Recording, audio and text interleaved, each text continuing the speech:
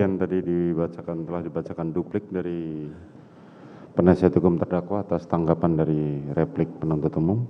Selanjutnya perkara ini sudah akan memasuki putusan, maka sidang untuk pembacaan putusan akan kami jadwalkan pada tanggal 15 Februari. Pada terdakwa diperintahkan untuk kembali ke tahanan. Sidang perkara nomor 798 atas nama Richard Eliezer Budiang Lumiu dinyatakan ditutup.